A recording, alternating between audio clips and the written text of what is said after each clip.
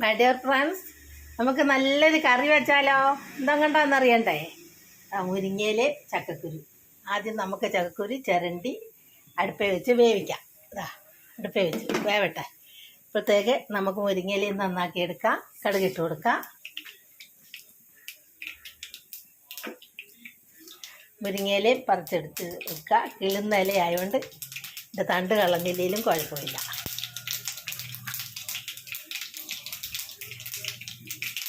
നമുക്ക് ചക്കക്കുരു എന്തായാലും നോക്കാം. വെന്തുകൊണ്ടിരിക്കുന്നു. ഇച്ചിരി മുളക് പൊടി, കുറച്ച് എരിവ് അധികം വേണ്ട, കുറച്ച് മഞ്ഞൾപ്പൊടി ഇട്ട് കൊടുക്കുക. നമുക്ക് കടു വറുത്തതിനകത്തേക്ക് മുരിങ്ങയില ഇട്ട് കൊടുക്കാം. ഇട്ട് വേവിച്ചാലും മതി, പക്ഷെ ഇങ്ങനെ വേവിക്കുന്ന ഒരു രുചി.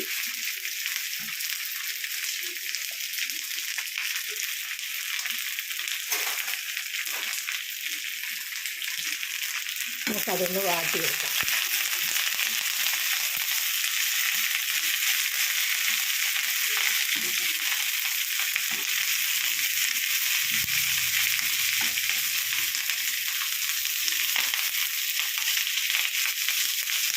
ഇതാടട്ടെ.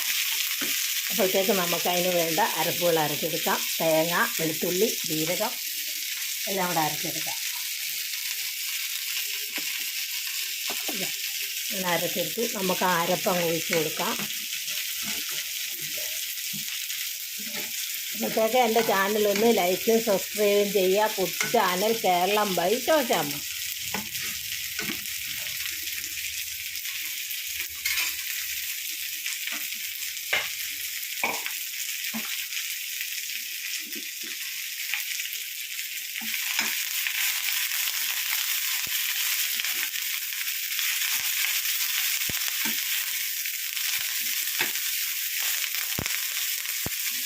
നമുക്ക് അരപ്പം ഒഴിച്ച് കൊടുക്കാം.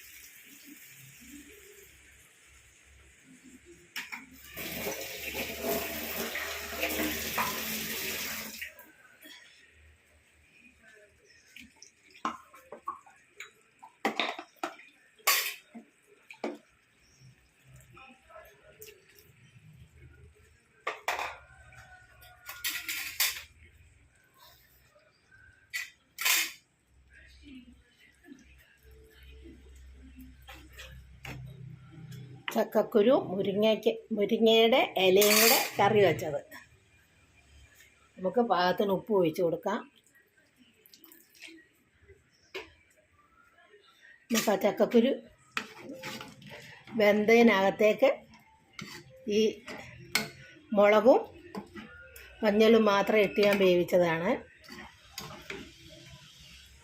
അതിനകത്തേക്ക് നമുക്ക് ഈ വഴറ്റിയ മുരിങ്ങയില എല്ലാം കൂടെ അതിലേക്ക് ഒഴിച്ച് കൊടുക്കാം. എൻ്റെ ചാനൽ ലൈക്കും സബ്സ്ക്രൈബും ചെയ്യാൻ മറക്കണ്ട. Food channel Keralam by Sosamma.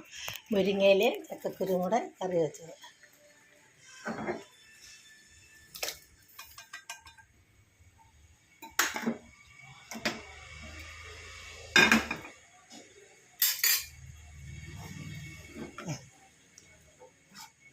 Curry ready.